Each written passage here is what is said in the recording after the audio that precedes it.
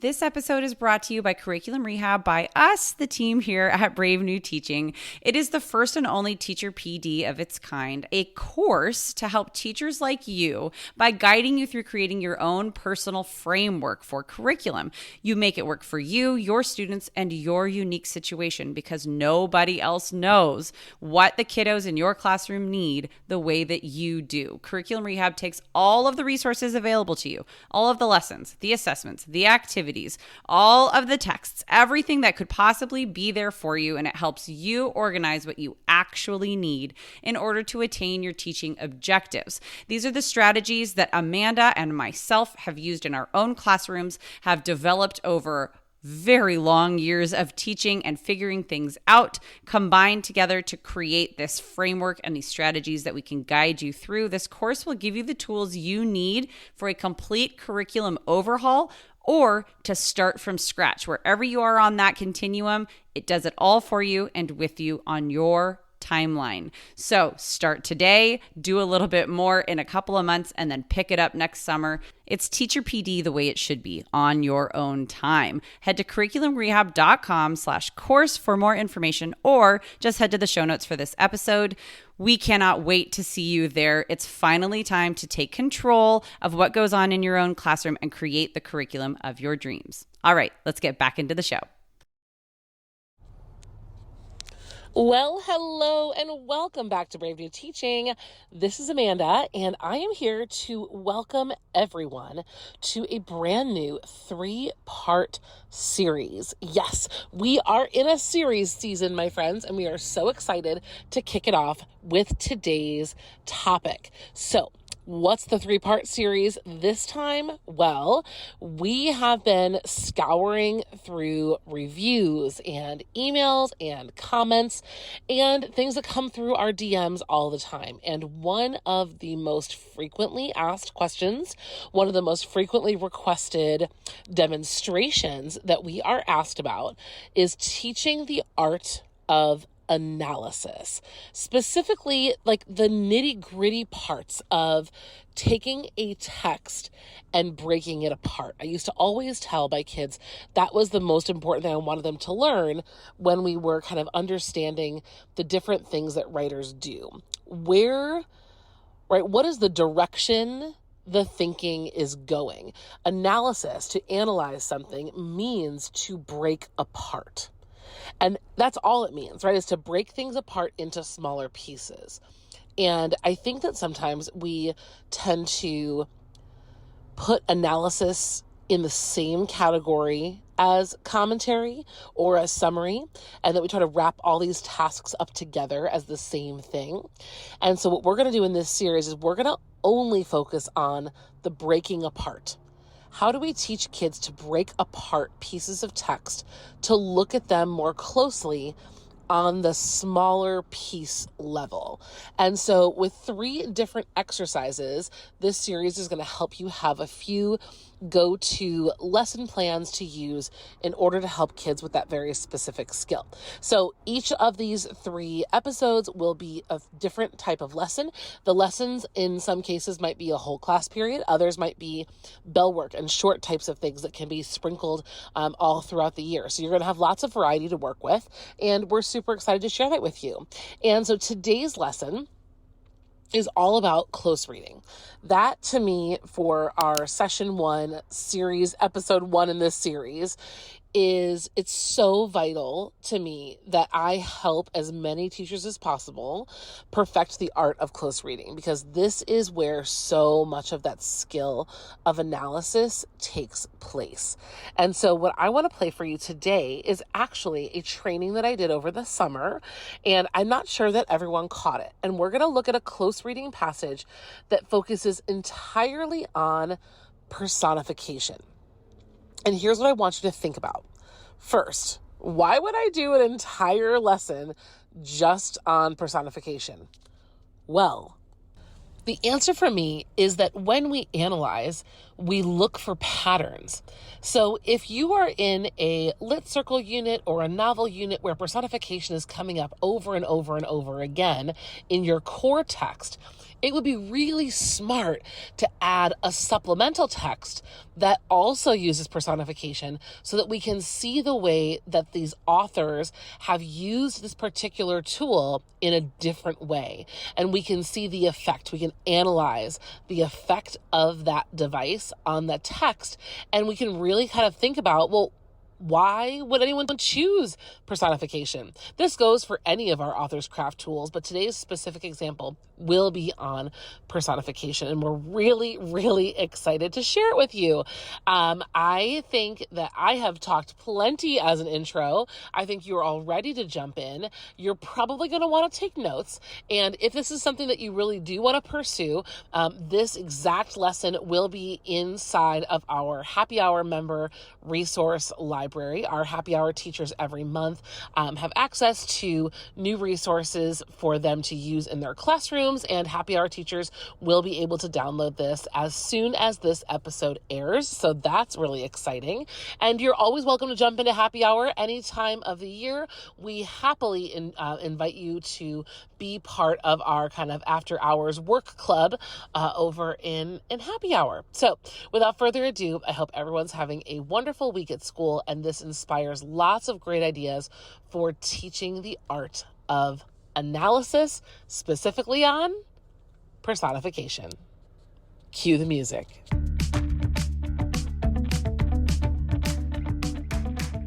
You're listening to Brave New Teaching, and we are so much more than a podcast. We give teachers the inspiration, support, and tools to challenge the status quo. I'm Amanda, and I'm a former English teacher from Illinois. And I'm Marie, and I'm a teacher from Southern California.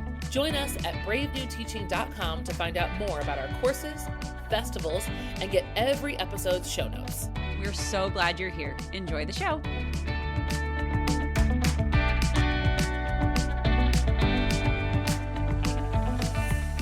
All right, so who here is ready to talk about personification and like nothing else? Because personification is going to get its own very special treatment today. And today's supplemental, the goal is to line up multiple examples of personification in literature. And you might be wondering, why on earth would I take the time to give personification an in-depth look?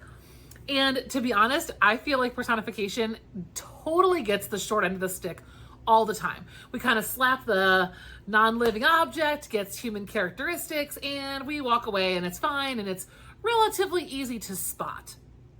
It's not something that really trips kids up.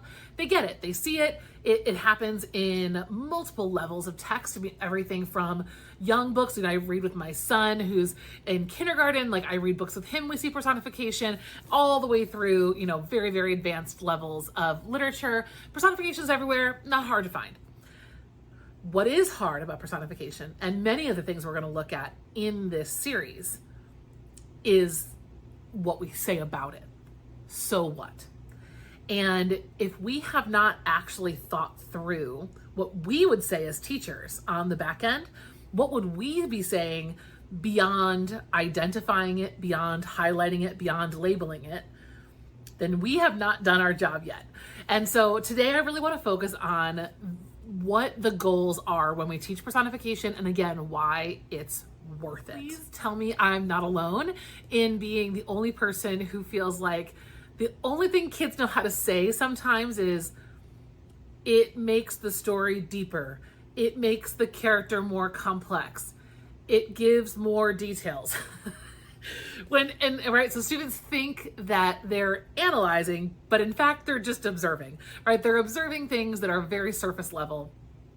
And that's okay to start, but we need to be prepared to take them to the next level and show them where things are going. So personification, the root of personification is this idea of personhood, and giving personhood, giving human life to things that are not alive or things that are dead. Why would an author do that? Why do we ever think that that is something that has power. Why would we even stop and think about that? Taking personification through two different lenses has been very effective for me.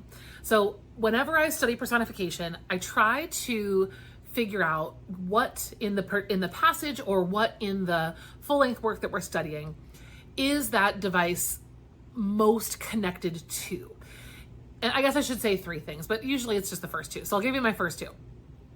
Does the personification impact the tone of the passage, the tone of the way a character is communicating? How do personification and tone work together? This is kind of what I teach also when I talk about rhetorical analysis. I never teach techniques alone. I teach techniques and how they work together. So right, we're not going to say, oh, this repetition exists and it's powerful because it's repeated multiple times. Well, no, the repetition emphasizes the logical appeal of the speaker. The personification, the choice of what's personified and how it's personified, right? If the house jumped, right? We're talking about, like, think about Fahrenheit 451. The house jumped, right? We're talking like page 1, Bradbury describes the house burning, and right, Bradbury's Montag is lighting this house on fire. The house jumped. The books were the wings of a bird fluttering, dead bird fluttering to the ground. What are the images that are being paired together, and how does the choice of those images impact the tone? That is one really powerful frame to teach with personification. So why was the house alive even though it was in the process of dying, right? The birds, right? The books being brought to life as these sad, innocent birds fluttering to their death. What is the impact of that image, that personification, in terms of the tone of that section of the reading? Okay, I hope that that's clear. The second place that I think personification is really powerful to teach, the different other lens we can look at it, would be in terms of setting. So much of Poe's work and lots of our like creepy gothic things do a lot of personification within the lines to use to describe the places and spaces that characters occupy. And so same thing, right? How does the personification impact our understanding or experience of the setting, which then usually also gets us to tone, right? A lot of times it's going to get us to tone, and that's important for us to know. I want to see where this is taking me before I'm going to bother to teach it, because if I can't see it all the way through that line, it's going to be hard for students to just figure it out on their own.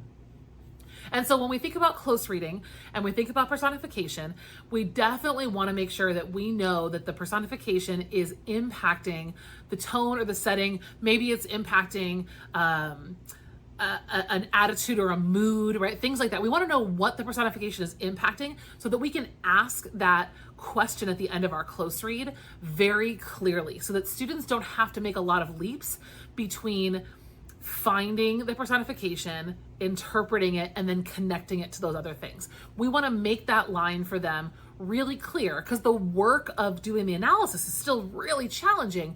But if we can send them on the right line of thinking, we can let them do the speaking, the writing, and get a little messy there, because they're not floating around in the middle of the ocean. They're in a lane line, and that's what we want to give them, is the lane line, not right. Good luck, don't drown. We don't want to give that to them. And so for today's passage, I wanted us to look at There's No One Like Her. The unbelievable Ruta Sepetys has done it again. I Must Betray You is only one of many possible options you could use. Her signature move, Ruta Sepetys, her signature move is personification. And what's interesting about her personification, the way that she uses it, as a historical fiction writer, she is bringing history to life. And she is bringing some really dark emotions and experiences to life that are really hard to experience or to think about in general. And the personification that she uses gives weight to a lot of those experiences for her characters and for the places that she goes in these stories. So let's talk about I Must Betray You.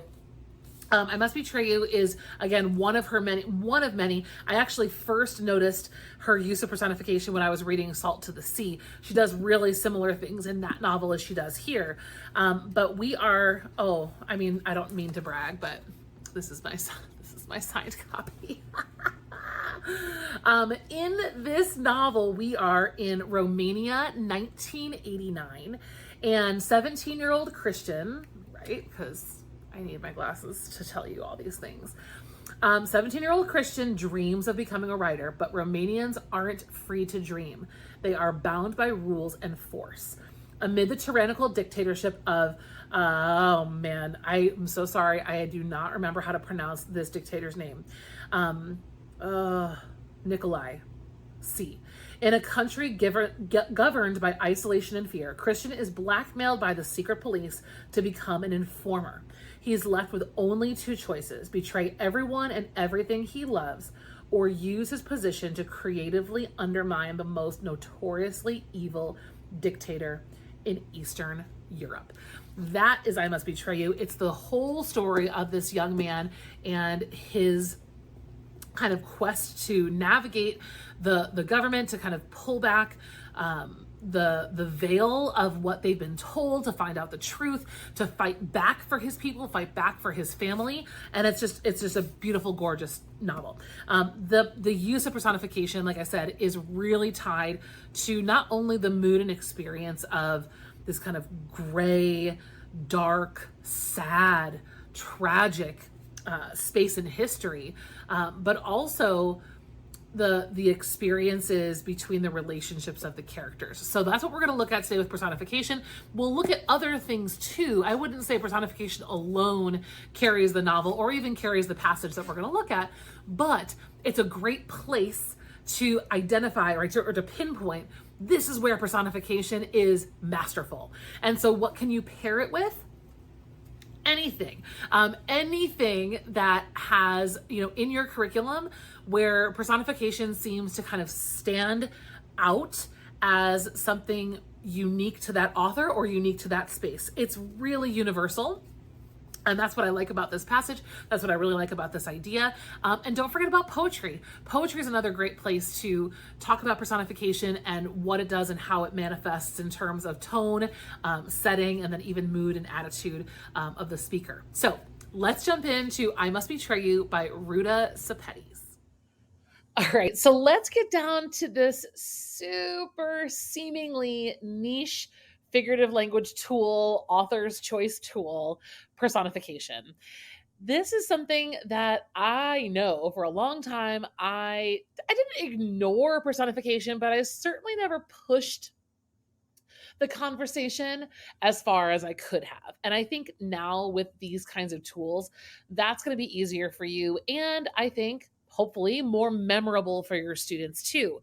Remember, the goal of doing this paired text, paired skills type of close reading is to create these foundational memories and experiences with these particular devices. We're trying to create depth and also, like, as an added benefit, breadth in terms of, right, seeing more text, seeing more voices. But really the goal is that we are deepening our understanding of what the power is that one particular tool can have. And so personification, right? This is something that Ruta Sepetys, we're going to look at a passage from I Must Betray You. Ruta Sepetys is an expert. This is her, I would say, one of her signatures for sure. And so I want to look at how she does that in this scene from her novel. And in this novel, the main character's life has just been turned upside down.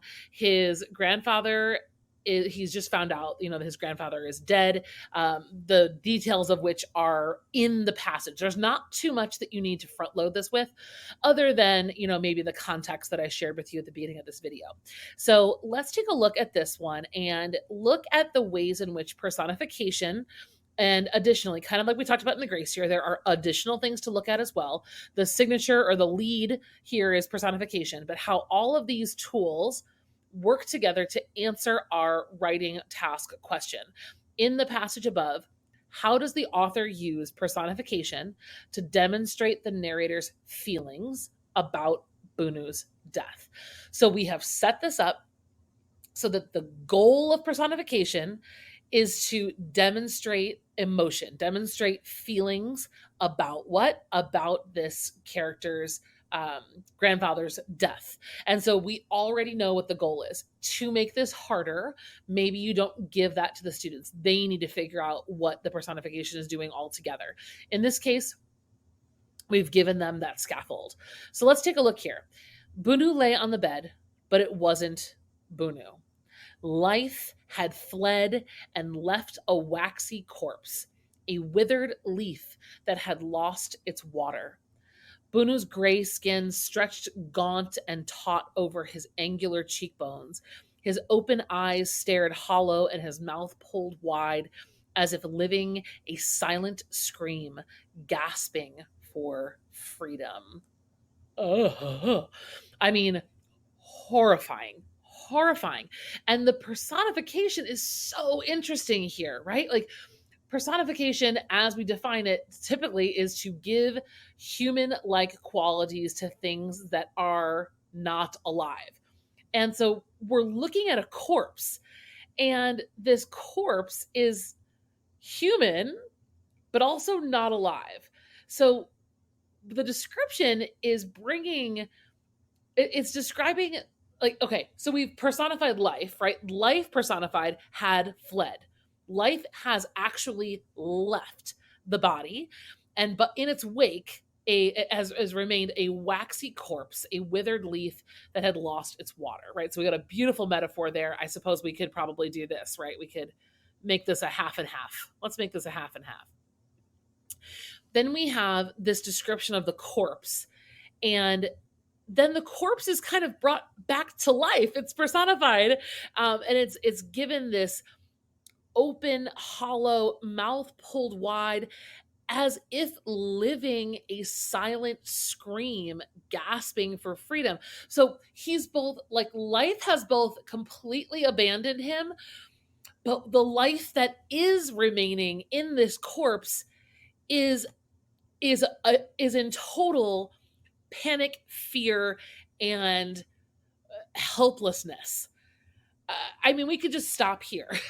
We could just stop here. And the personification is working in this way to help us understand what a complicated experience this is to witness Bunu's body here in the room at this time. It is, I think, helpful to know that we haven't finished reading, but like the circumstances of his death were absolutely suspicious, which I think is really powerful in this idea of like the silent scream. That's all connected. So the main character says, my chest rose and fell, panting. Sorry, I will fix that in your copy, but Buno, I'll double check what that's supposed to say, and I'll fix that for you. He was feeling better, and I stared at the husk of my grandfather, and then I realized, Mama. She turned to me, shook her head, and put a finger to her lips. I took a step closer to the bed. Bunu's hands lay like broken birds, their color a purple so dark, nearly black. The bones above his palms were snapped, smashed. Okay, so we've got this comparison going on, describing his bones. That's not what killed him, right? So we know that we got some color symbolism coming in here, and we also have got this broken bird comparison, right? Really kind of leaning into, this is an elderly man, right? He is, whether or not he had powerful knowledge or something that he knew, he was a pretty defenseless and fragile person. And that didn't matter when his bones were snapped, all right? Everything in his hands was smashed. Mama pulled back the blanket covering his legs. A wave of nausea rolled through me. Bunu's bare feet had been clubbed beyond recognition.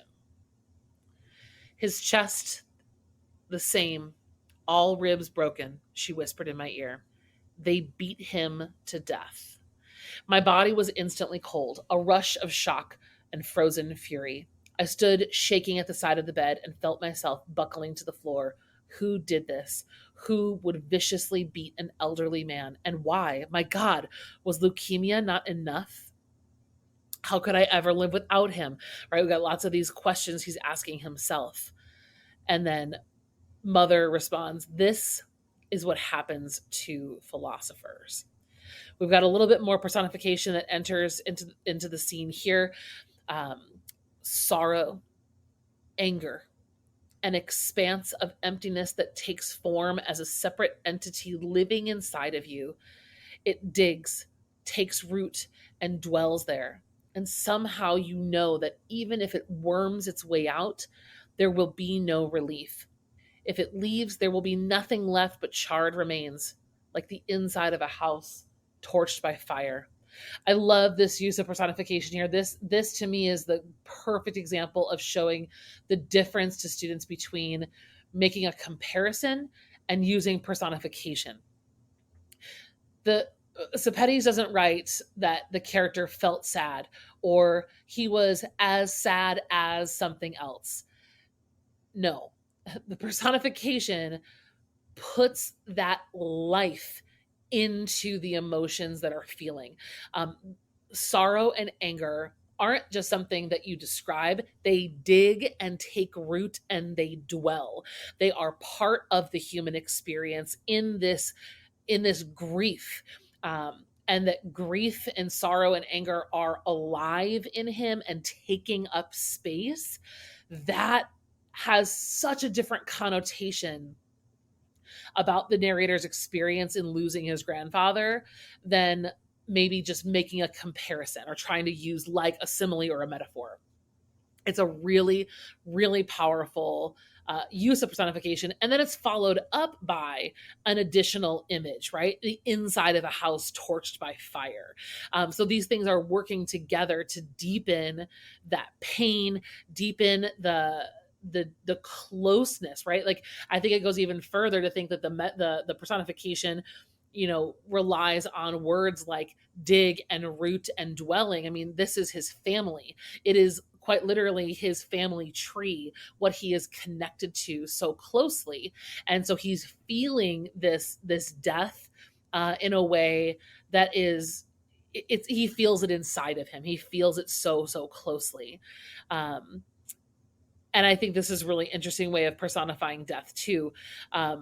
Later, he goes on to say that while the regime wedged and pushed us apart, death brought Romanians together. So death in this scenario and in here, there is a pain, an unbearable pain, but there's also a closeness, a really special closeness that might not be the feeling of everyone when they, not everyone feels this way when they lose a grandparent. Some people feel sad but distant. Some people feel heartbroken and completely and totally alone, right? This is the unique experience of our main character, and it really is achieved through personification. And so, with that said, we would want our students to be able to answer this question.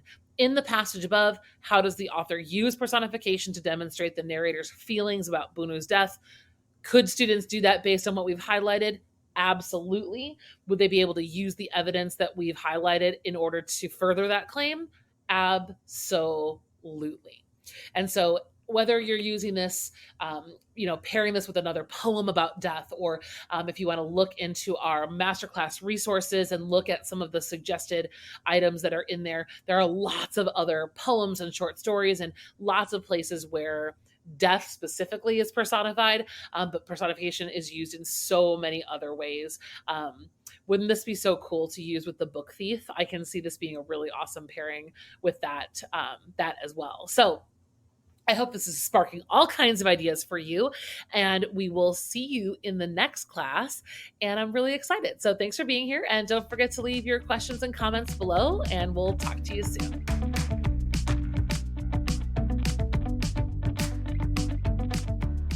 Thanks again for listening to Brave New Teaching. We'd love to keep the conversation going over on Instagram. And while you're there, check out the links in our bio for the most up-to-date events going on in the Brave New Teaching community. Thanks for being here and have a great week at school.